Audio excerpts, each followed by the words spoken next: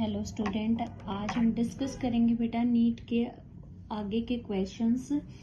हमने पिछली वीडियोस में भी कुछ क्वेश्चन डिस्कस किए हैं। अगर आपको वीडियो अच्छी लगती है तो आप वीडियो को लाइक करें, सब्सक्राइब करें चैनल को। देखिए बेटा, हमारा फर्स्ट क्वेश्चन है आज का।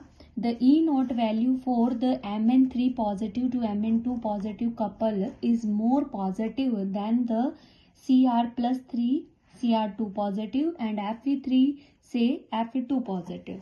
तो अगर हम बात करें बेटा Mn3 से Mn2 पॉजिटिव, वो कह रहे हैं मोर पॉजिटिव है। तो मोर पॉजिटिव है तो बेटा इसमें हमारी जो बात हो रही है Mn3 पॉजिटिव और Mn2 पॉजिटिव आयन की बात हो रही है।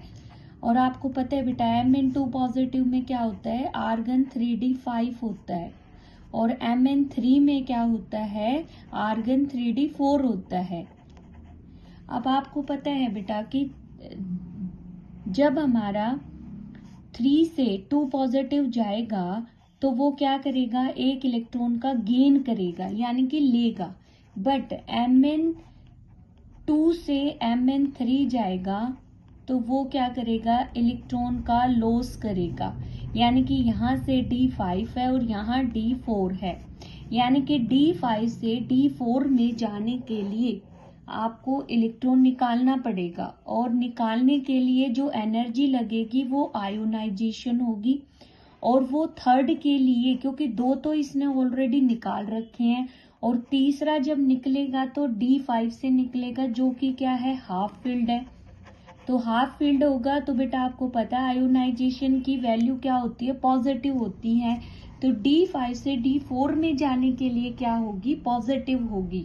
तो इसका जो करेक्ट ऑप्शन जाएगा कि मोर पॉजिटिव कब होगी, तो बेटा वो कब होगी, जब वो D5 से D4 में जाएगा, क्योंकि हाफ फील्ड से आप तीसरा इलेक्ट्रॉन निकालेंगे तो वहां पे थर्ड आयोनाइजेशन एनर्जी की वैल्यू ज्यादा रिक्वायर्ड होगी।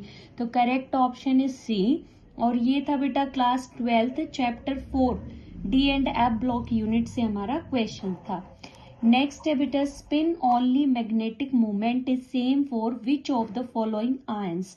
कौन कौन सी आयंस है जिनका spin only magnetic moment same होगा। हमें आयंस दिए हुए हैं बेटा।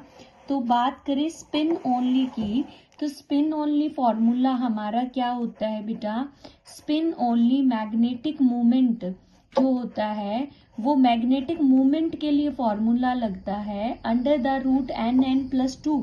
Hair n is the number of unpaired electron और नंबर ऑफ अनपेयर्ड इलेक्ट्रॉन बेटा जितना ज्यादा होगा उतना ही स्पिन ओनली मैग्नेटिक मोमेंट क्या होगा, ज्यादा होगा। तो ये पूछ रहा है यहाँ पे किन आयंस के लिए सेम है। तो टाइटेनियम+3 की अगर मैं बात करूं तो यहाँ पे D1 कॉन्फ़िगरेशन होगी और क्रोमियम 2 पॉजिटिव में D4 कॉन्फ़िगरेशन होगी और Mn2 पॉजिटिव में 3d5 कॉन्फ़िगरेशन होगी, Fe2 पॉजिटिव में 3d6 होगी और हमारी जो स्कैंडियम+3 है उसमें D1 होगी। तो यहाँ बेटा एक अनपेयर्ड, यहाँ 4, यहाँ 5 और यहाँ पे 6 हैं। तो D में 5 ऑर्बिटल्स होते हैं, 1 2 3 4 5 6। तो कितने अनपेयर्ड हुए बेटा, हमारे यहाँ 4 हुए, यानी कि 4। यहाँ पे कोई नहीं है बेटा, D0 होता है तो 0। तो किन किन आयंस के लिए सेम आया, Cr2 positive and Fe2 positive के लिए में सेम है। तो हमारा करेक्ट ऑप्शन क्या होगा, बी एंड जो हमारा डी ऑप्शन है वो करेक्ट है। हमारा करेक्ट ऑप्शन है हमारा सी।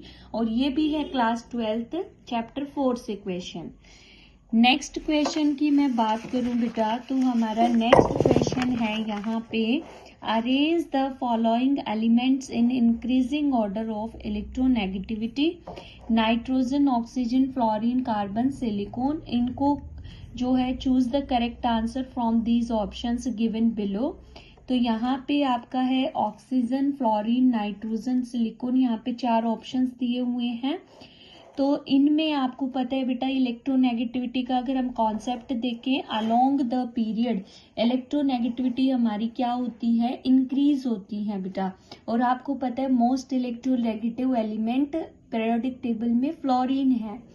तो फ्लोरीन की 4 होती है, ऑक्सीजन 3.5, नाइट्रोजन 3.0, कार्बन 2.5, बोरोन 2.0, यानी कि जो है 0.5 का डिफरेंस चलता है बेटा।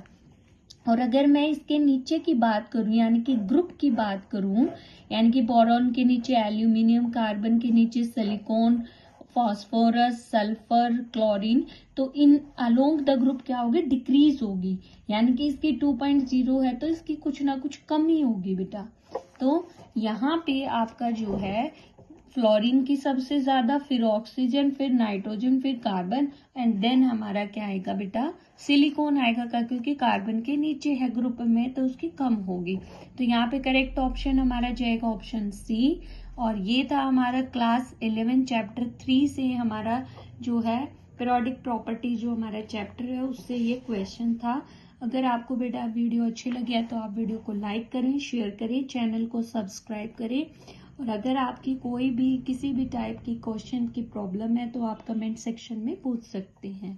Thank you.